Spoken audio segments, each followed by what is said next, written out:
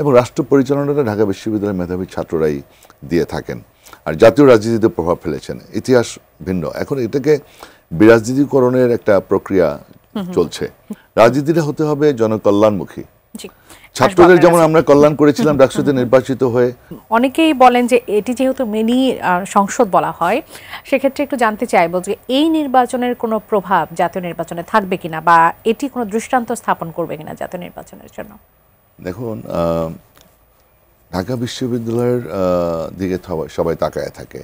যে কোনো ছাত্র আন্দোলন বলেন, গণতান্ত্রিক আন্দোলন বলেন, স্বৈরাচার বিরোধী আন্দোলন, সামরিক জান্তার বিরুদ্ধে আন্দোলন, ইভেন কি স্বাধীনতার যুদ্ধ, 52 ভাষা আন্দোলন, 62 শিক্ষা আন্দোলন, 66 6 দফা আন্দোলন, 69 গণঅভ্যুত্থান, 90 ছাত্র গণঅভ্যুত্থান, স্বৈরাচার বিরোধী আন্দোলন, তারপরে আপনার 24শে জুলাই আগস্টে এখানে ঢাকা বিশ্ববিদ্যালয়ের মেধাবী ছাত্রছাত্রীরাই কিন্তু সব জায়গায় অগ্রণী ভূমিকা রেখেছে।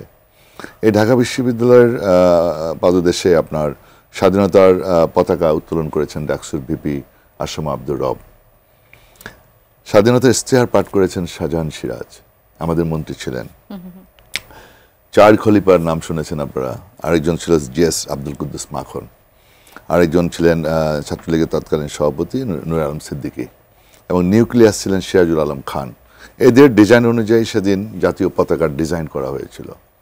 এবং এই ঢাকা বিশ্ববিদ্যালয়ের এই পবিত্র অঙ্গনে আমাদের প্রথম, যখন যুদ্ধ শুরু হয় নাই, সাহসিকতার সাথে এই ঢাকা বিশ্ববিদ্যালয়ের মেধাবী ছাত্ররা, এই ডাকসুর বিপিজিএস ছাত্রলীগের তখন প্রেসিডেন্ট সেক্রেটারি, তারা কিন্তু এই আপনার নেতৃত্ব দিয়েছিলেন।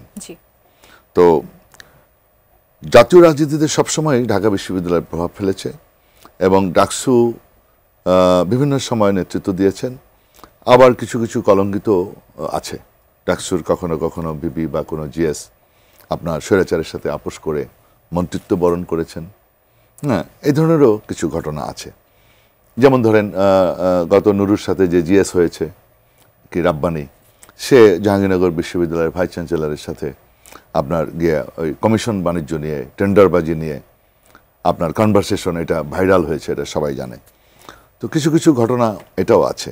ছাত্র নেতৃত্ব তো এটা তো আপনার গিয়া কিছু কিছু বিতর্কিত ঘটনা ঘটিয়েছে।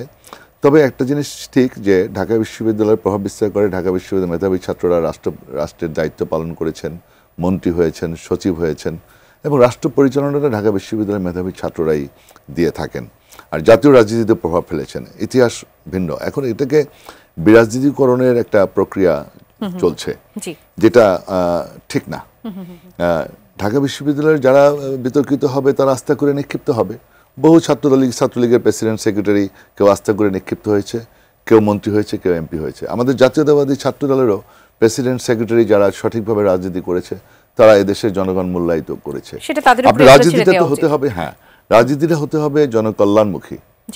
ছাত্রদের যেমন আমরা কল্যাণ করেছিলাম ডাকসুতে নির্বাচিত হয়ে, আমরা আমাদের যেমন খাবারের মান খারাপ ছিল, আমরা তখন ফরচুনেটলি বা সৌভাগ্যক্রমে আমরা ম্যাডামকে পেয়েছিলাম প্রধানমন্ত্রী হিসাবে।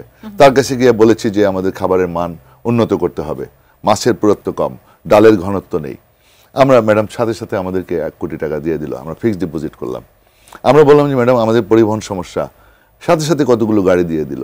আমরা বললাম যে আমাদের আবাসন সমস্যা, নেত্রী আমাদেরকে এই জিয়া হল, মুজিব হল, মেয়েদের জন্য কুয়েত মাটি হল আবাসনের ব্যবস্থা করলো।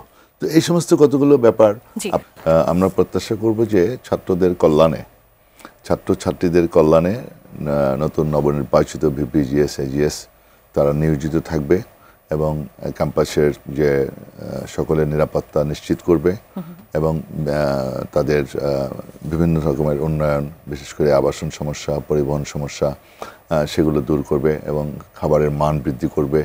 তারপরে আপনার যে ছাত্রদের বেকারত্ব দূর করার জন্য যারা একাডেমিক স্টুডেন্টস তারা যাতে উন্নত শিক্ষা অর্জন করতে পারে সেজন্য টিচারদের, প্রফেসরদের সাথে অ্যাসিস্ট্যান্ট হিসাবে নিয়োগ দিতে পারবে।